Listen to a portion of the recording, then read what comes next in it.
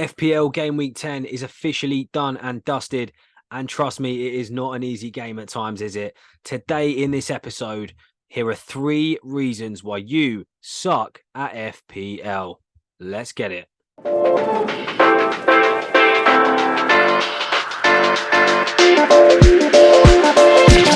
we go. First things first, welcome to the Lost in Possession podcast. My name is Jordan.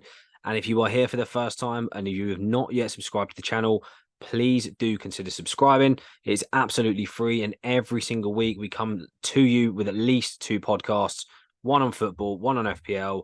So make sure to hit that subscribe button. Let's jump straight into the episode.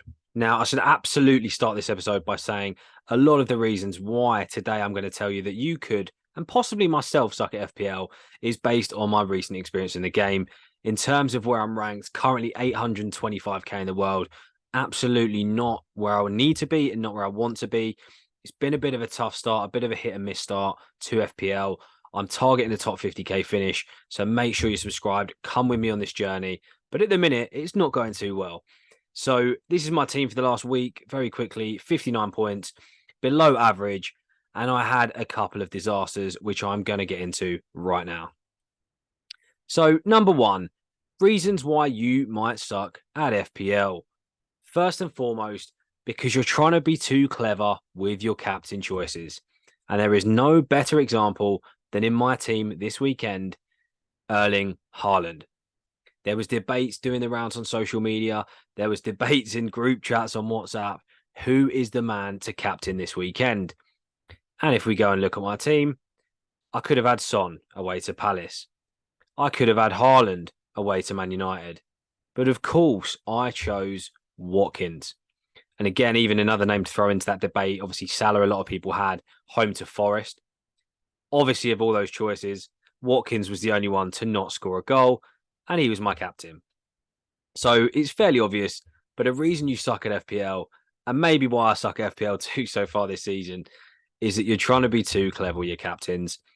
Erling Haaland, let's face it, the guy is inevitable. And it doesn't matter, home, away, XG stats, this and that, he will deliver. And again, yes, the first goal was a penalty yesterday.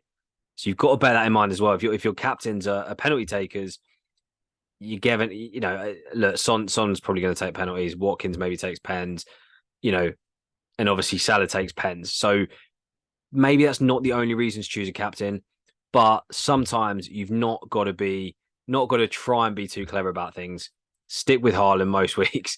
And as I said, 9 times out of 10, you'll be absolutely fine. Don't try and be too clever. Second reason, and this is definitely relevant for me, admittedly not this week, but probably in the start of my FPL season so far, is put your club bias aside. Now, me as a Chelsea fan, as you may know if you follow the podcast, Jackson was sensational in pre-season. And I was going to say every Chelsea fan, but every non-Chelsea fan would even agree.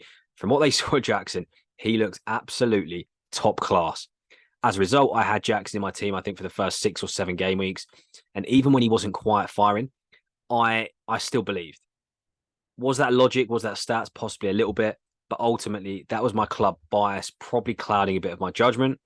Had I potentially got Jackson out of my team earlier on, I could have gained a few more points.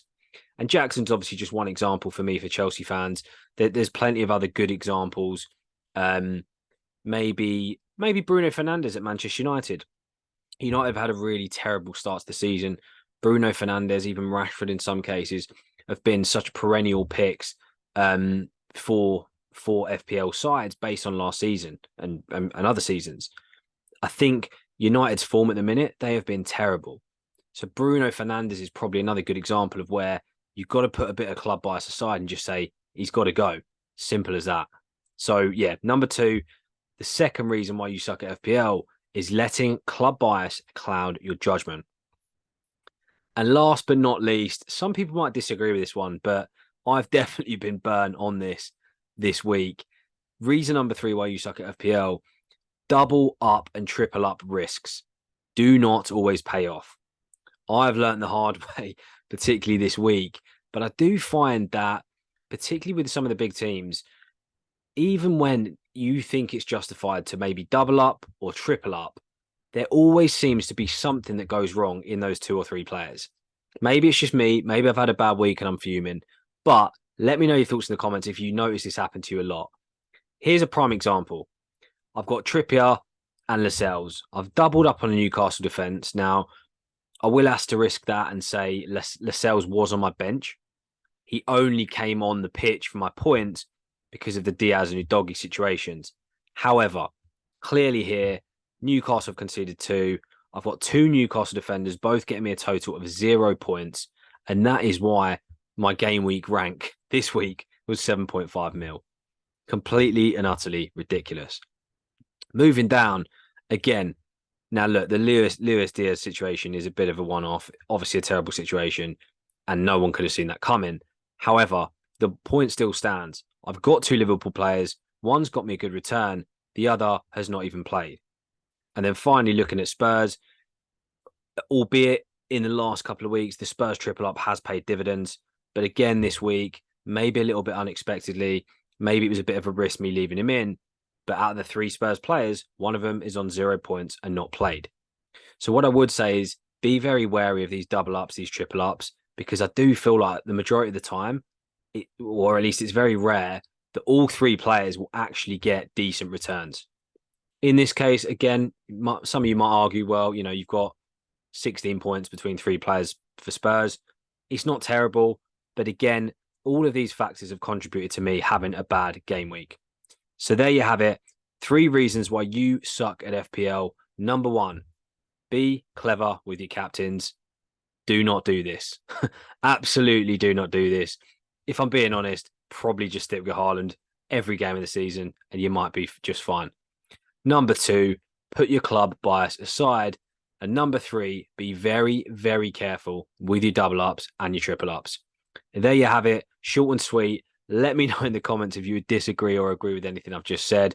But as always, like, comment, and subscribe. You know the drill.